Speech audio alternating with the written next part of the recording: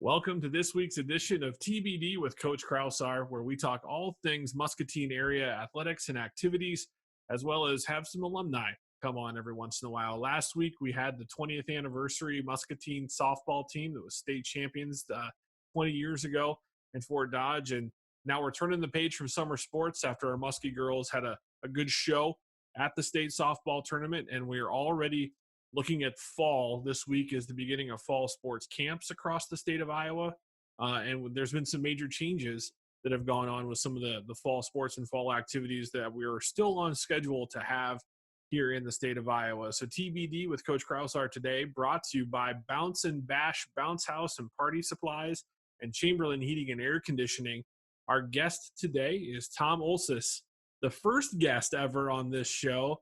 He's back for a repeat appearance as we've got more to talk about as we go into the fall season. Tom, Athletic Activities Director at Muscatine High School. Thanks for joining us. Oh, you're welcome. Thanks for having me back on. No problem. I'm glad you could join us because there's a lot to talk about. We just got through the summer season, and Muscatine was not able to finish their baseball season because of a potential exposure to COVID-19 and the protocol. And thankfully, it seems like everybody came through that okay. But it's still the precautions that the state put in play. Muscatine, you had the tough decision of shutting the baseball season down right before the state playoffs. But the softball team was able to move on and progress to Fort Dodge in the state tournament. So 50-50 there for the summer seasons. Yep. It was in the frustrating thing about the baseball team, they're really starting to come together and play well when we ran into some bad luck, but thankfully we were able to get the softball team all the way to the end, and they had a great experience this season. Yeah, it was a great job, and I had Coach Hopkins on a few weeks ago as well. It sounds like he was just very pleased with what the girls did this summer and buying into his system as they have the last 2 years. And looks like the future's bright as that team only has one senior on it, as they will be, a favorite to win the conference again that they were able to do this past summer. But also there's been some major things with summer activities and summer schedule for the fall sports. A few weeks ago, the Iowa High School Athletic Association made some significant changes to the football season. Could you maybe outline that for some of our viewers who may not be aware of what changes the high school association did for football? Well, in regards to football, the Athletic Association a couple weeks ago came out and said that we were going to have a 7-game regular season, same start time. But once we hit week 8 of the normal regular season, then we would start the playoffs. Everybody would be in the playoffs starting week 8, and then you just play until you lose at that point. The thing that would be changing that in the schedule is for Class 4A schools, they took our normal, or what was our 9-game schedule, and just blew it up basically. So 4A schools were tasked with recreating a schedule. All the other classes, basically for weeks 3 through 7, their district games moved into those weeks, and then weeks 1 and 2 you could choose to play if you wanted to, which some schools are choosing maybe to play one of those 2 weeks. We're going to hopefully be able to play both of those weeks. I'm not sure if there are any schools that are playing neither of those weeks, but it was given the schools a little bit of flexibility in order to work at their own pace, depending on how their summers had gone and what they'd been able to do and what it was looking like in their community. And so when that call comes down, or that edict comes down from the state, what's your job? Like, I mean, what's the first thing that you do? Is it a phone conversation with DJ Hawkins, the football coach, to figure out what's the next step for the schedule, or the coaches, you guys get any input really on setting up that revision for the schedule? What we started doing, fortunately for us, we kind of looked inward as a conference, similar to how we handled baseball and softball when we were working on those. Once we got the go ahead to do it, we took a look at, and as you know, like in the Mississippi Athletic Conference for football, now there's a mix of 3A and 4A schools. So not everybody plays 4A football anymore.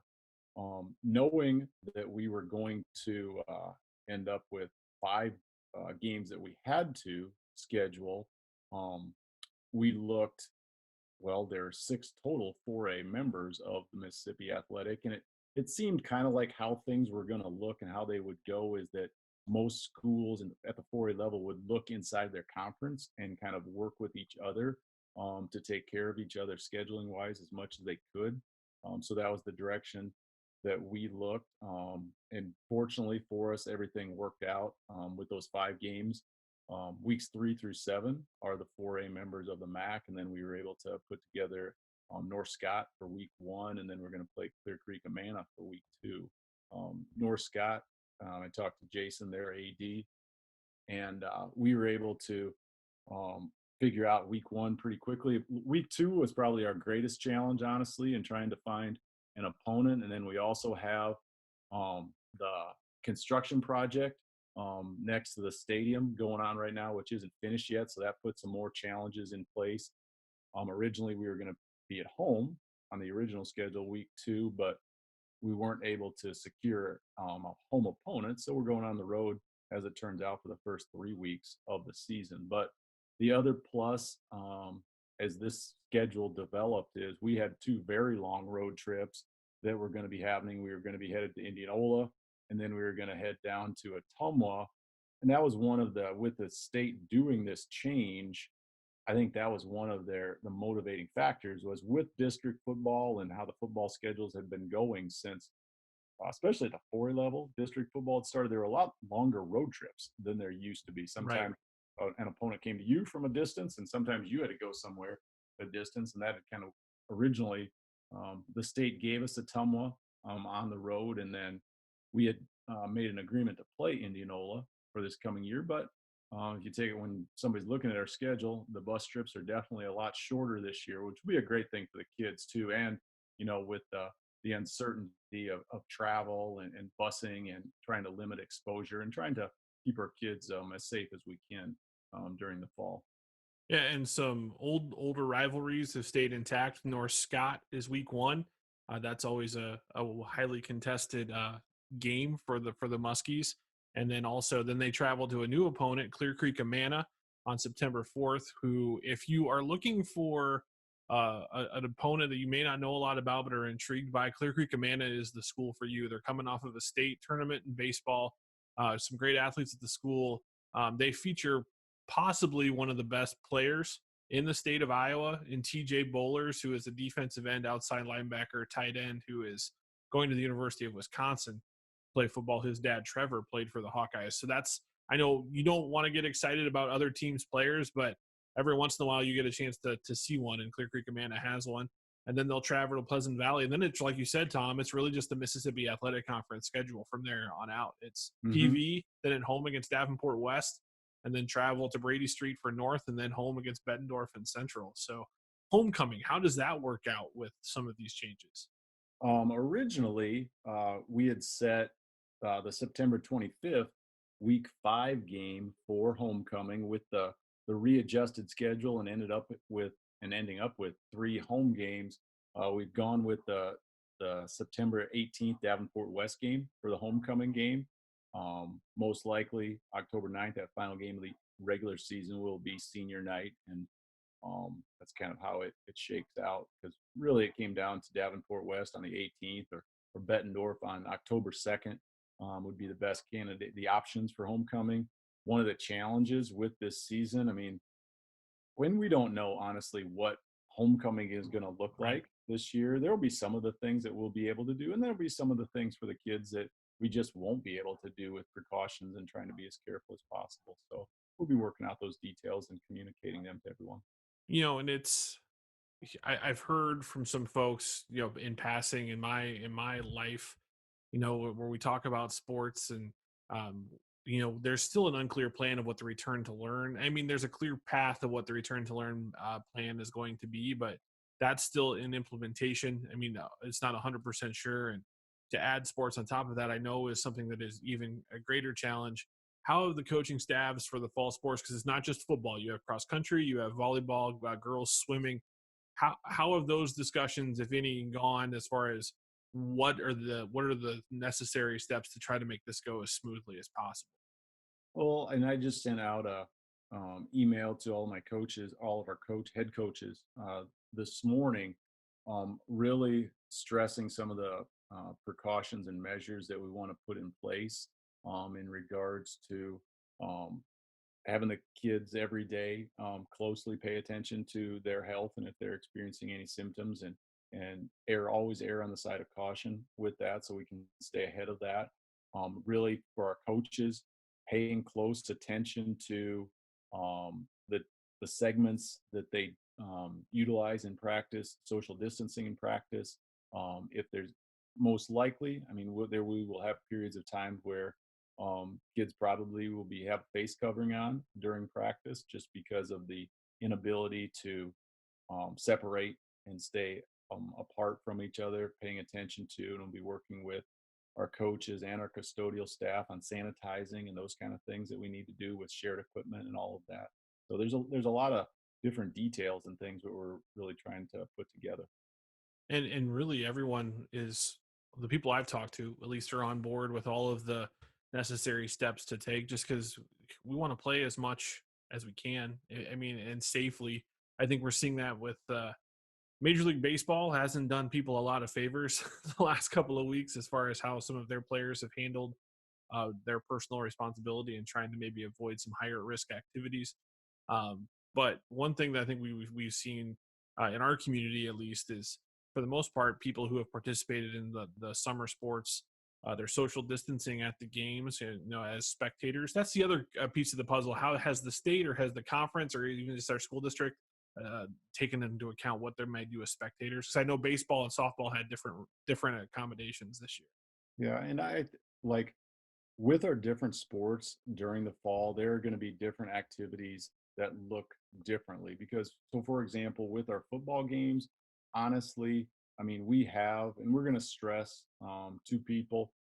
You'll see eventually the announcements and the request that as people are moving around the stadium or as they're coming in to have we recommend that you have a face covering on to protect yourself and others. With the amount of seating that we have at football, if people want to, they can space themselves out pretty well for that. With volleyball, one of the recommendations and the guidelines is to, if you don't have to, try not to play two nets side by side. Like sometimes that happens a lot of times in tournament situations, Saturday tournaments, or like when we're playing a JV and a sophomore game at the same time. So we're going to set up one net in the main gym and then one net in the Van Heck Center in order to work with that. I mean, with the size of our gym, I feel really good about people being able to spread out and space out. People don't always take it as seriously as you'd like them to with that. I mean, one of the things in looking at, I think our swim meets will be a challenge because there's only a limited amount of space inside the Carver Pool area. The swim invite that we host for the girls, we're probably going to run it with just no fans present inside the pool because we'll have 5 or 6 teams, and I mean, even saying each person could have 2 tickets, it's unmanageable with the Right. amount of space. So Yeah, that pool, I can say this as a swim parent. I have my oldest son swims in the Manta Ray program, and it's tight in there on invitational weekends for the youth program, which those are all still up in the air. I know you're focused solely on what's going on with the school district and with the girls athletic union and the Iowa High School Athletic Association. What are some things that have you seen any positives that have come from some of the free thinking and creative thinking that we've had to do as a state to try to keep these sports and activities moving forward? I think, I mean, it really makes you from both a coaching perspective for our coaches and then from an administrative perspective, it really makes you stop and think about how you're doing things and what kind of tact and strategy are we doing, how are we doing on communication, how are we doing with teaching and so forth. I mean, I was having a conversation with Coach Hawkins this afternoon, actually, and some of these things that we're actually asking coaches now to do is when we use the example of keep our team periods less than 15 minutes, because if you have a larger group session, you don't want the kids next to each other for long extended periods of time. And it really is a strategy that helps maintain attention as well and focus because you and I probably both know that the attention spans a lot of times are short. And so we need to keep segments short, teach something, go over on it, go through it, and then move on to the next thing. It's probably not the best practice actually to be running that same play 15 times for like 30 minutes as a football coach and a youth football coach. I've seen that happen a lot of times where it's like everybody's just standing around watching the same thing, and kids lose interest honestly with that too. So I think that's really just a key takeaway too for us. How do we do things? Are we doing as much as we can to keep kids safe and interested in what's going on? Yeah, I think it has forced. I coached a youth baseball team this summer, and social distancing was something we were really focusing on. And baseball is a little bit easier because you can spread them out throughout the outfield and infield and hit fly balls, and we use the extended dugouts Hmm. situation. But you're right. I think it forces you to be a lot tighter as a coach as far as how organized you are and with your drilling. I my mentor in coaching, Steve Ryan, who's the head football coach at Morningside College, he always told us if we can't get it done in 2 hours, then it's not worth getting done. Like we our goal was to always have our practices be a tight 2 hour practice with about 10 to 12 minute segments. And I know that Coach Hawkins has talked about that too. That's a big philosophy thing that he has too. So it actually kind of fits into what he was looking already to bring to the practice organization. And yeah, I don't know. High school kids for sure, 2 hours is kind of their limit. 10 and under, like I was coaching for baseball this summer, it's like maybe an hour and a half. But I mean, maybe you can keep their attention for that long. And Yeah. uh, it's good.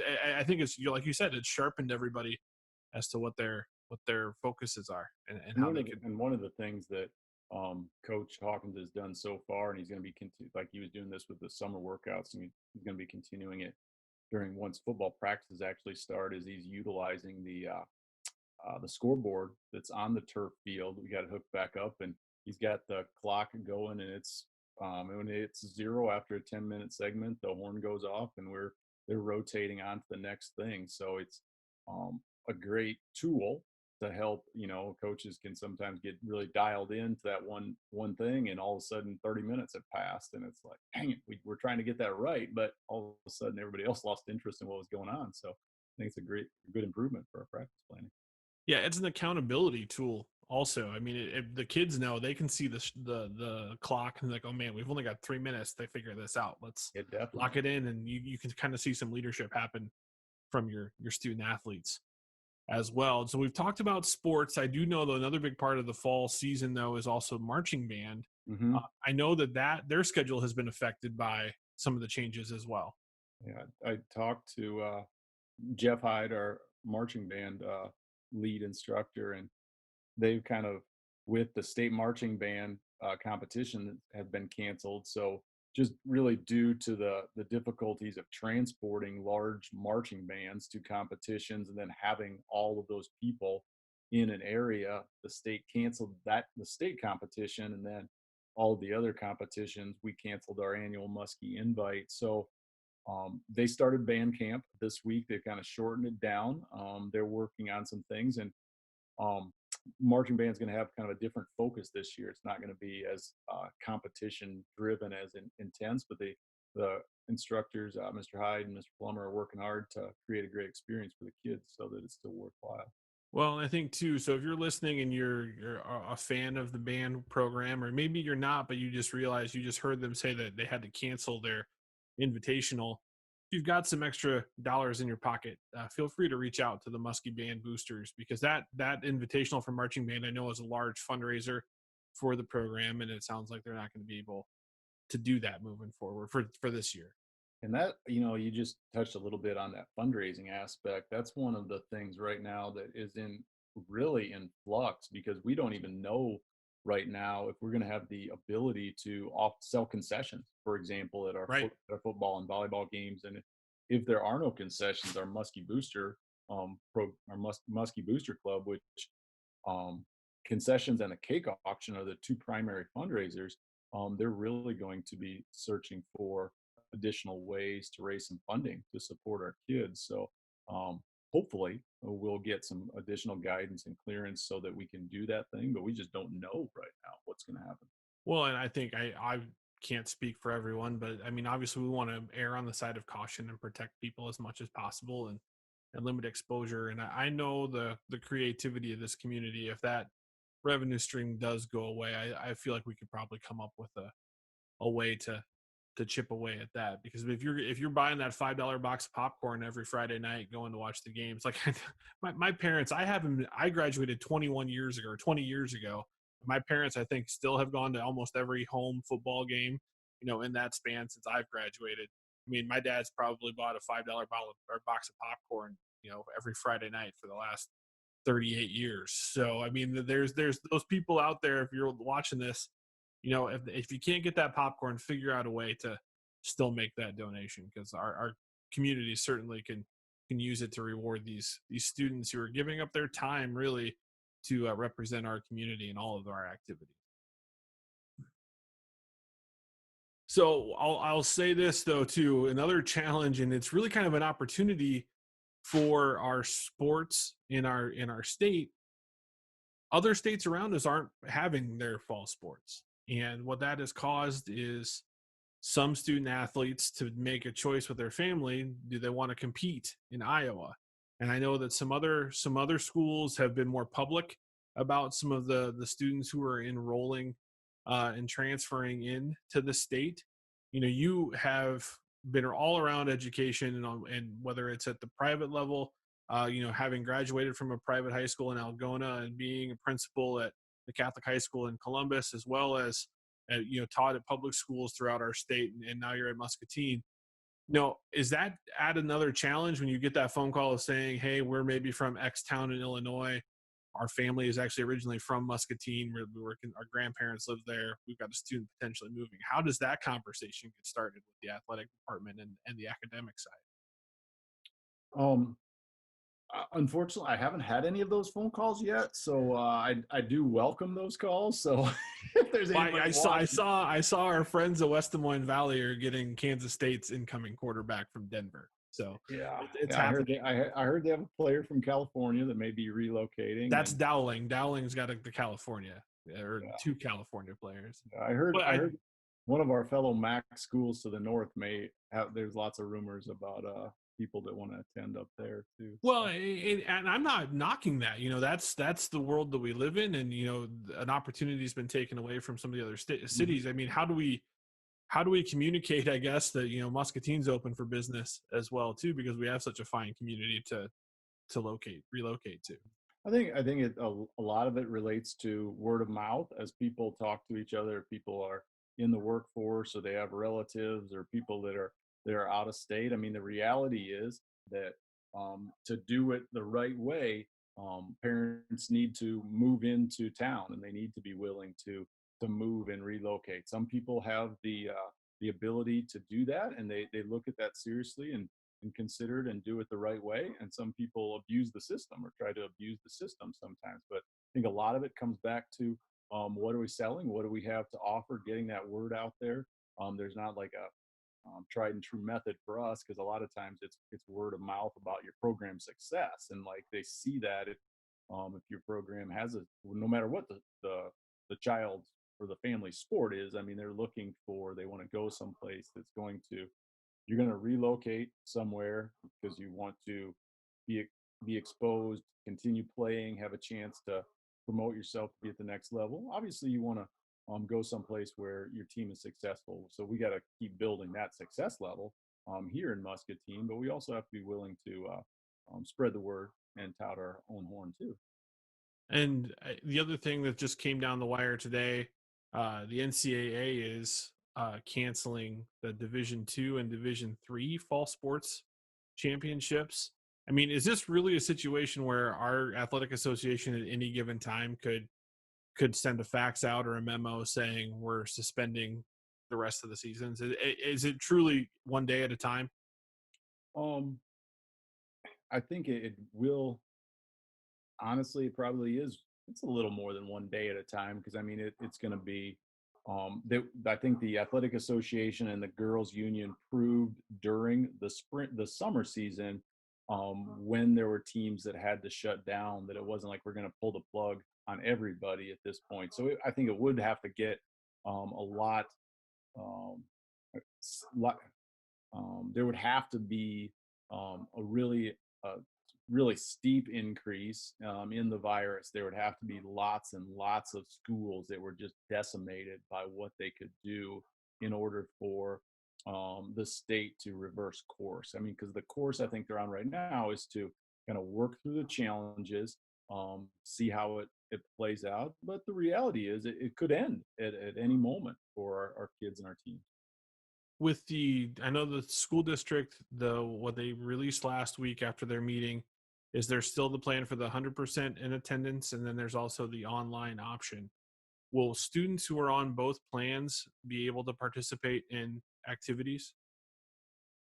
So like at the 7 through 12 grade level, our students will either be going to school every other day, like on an A-B rotation, or they could choose to be 100% online. In both of those models, our students, if they were choosing to participate in activities, they wanted to participate in activities, they would be able to. So Okay. there's nothing that precludes them from doing that. Yeah, that was actually a question. I sent out a tweet today on social media asking for some questions, and that was really the only significant question that I was asked was that. And so thanks for that answer. I think that provides a lot of clarity for some folks out there. It's you finished up your first year at Muscatine, unprecedented, with everything that happened, highs and lows. Uh, Lows obviously being having to cancel an entire spring, and then highs having the softball team get to the state tournament. Are you looking forward to 2021 and potentially a vaccine to this virus as much as the rest of us? Because it's got to make your life a lot easier when it's not so much fluctuation.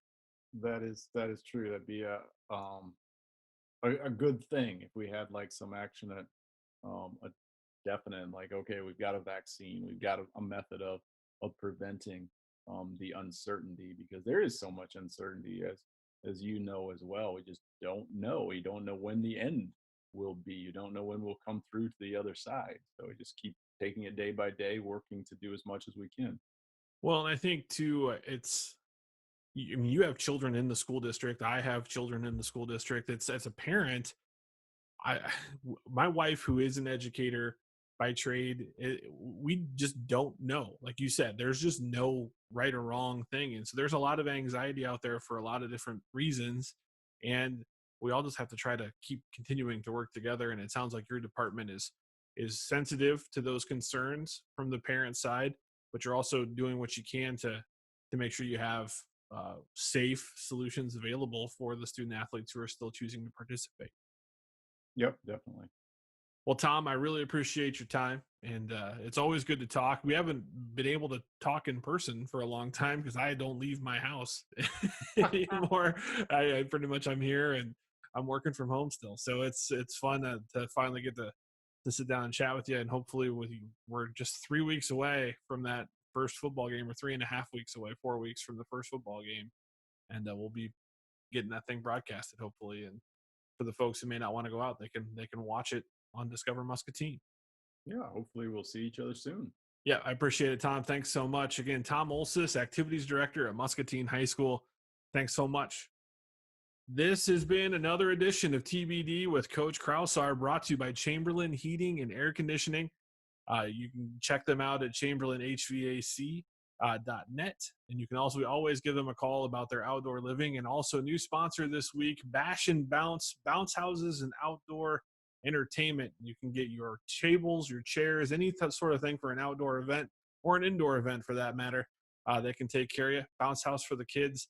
Maybe you just want to have a party at your house because you haven't been able to leave. Check out Bash and Bounce. You can see them on Facebook or go to bashandbounce.com. Thanks again so much for tuning in. This has been Joel Kraushaar on TBD with Coach Kraushaar, presented by Chamberlain Heating and Air Conditioning and Bash and Bounce.